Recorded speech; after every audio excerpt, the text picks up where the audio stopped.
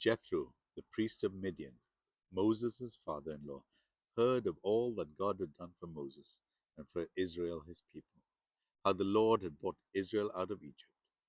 Now Jethro, Moses' father-in-law, had taken Zipporah, Moses' wife, after he had sent her home along with her 2 sons. The name of one was Gershom, for he said, I have been a sojourner in a foreign land. And the name of the other, Eleazar, for he said, the God of my father was my help and delivered me from the sword of Pharaoh.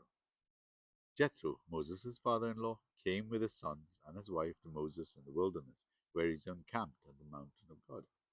And when he sent word to Moses, I, your father-in-law Jethro, am coming to you with your wife and your 2 sons with her. Moses went out to meet his father-in-law and bowed down and kissed him, and then asked each other of their welfare and went into the tent. When Moses told his father-in-law all that the Lord has done to Pharaoh and to the Egyptians for Israel's sake, all the hardships that had come upon them in the way, and how the Lord had delivered them, Jethro would rejoice for all the good that the Lord had done to Israel, in that he had delivered them out of the hand of the Egyptians. Jethro said, Blessed be the Lord, who has delivered you out of the hands of the Egyptians and out of the hand of Pharaoh, and has delivered the people from under the hand of the Egyptians. Now I know that the Lord is greater than all gods, because in this affair they have dealt arrogantly with the people.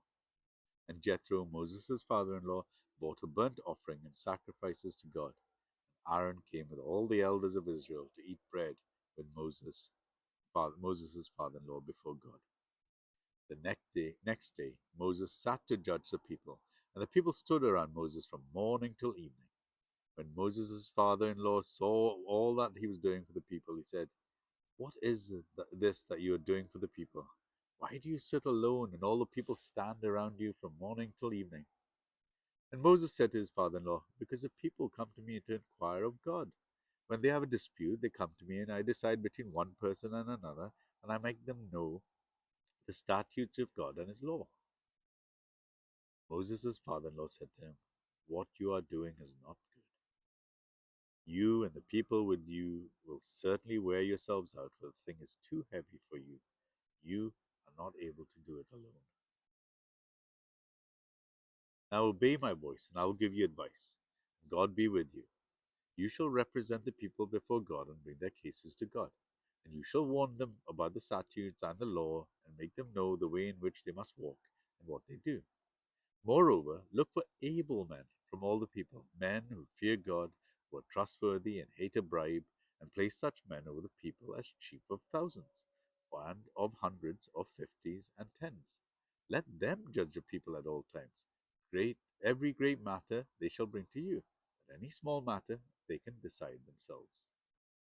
So it will be easier for you, and they will bear the burden with you. If you do this, God will direct you, you will be able to endure. All these people will also go to their place in peace. So Moses listened to the voice of his father-in-law and did all that he said. Moses chose able men out of all Israel and made them heads over the people, chief of thousands, of hundreds, of fifties, and of tens. And they judged the people at all times. Any hard case they brought to Moses, but any small matter they decided themselves. Then Moses let his father-in-law depart, and he went away to his own country. Exodus chapter 18.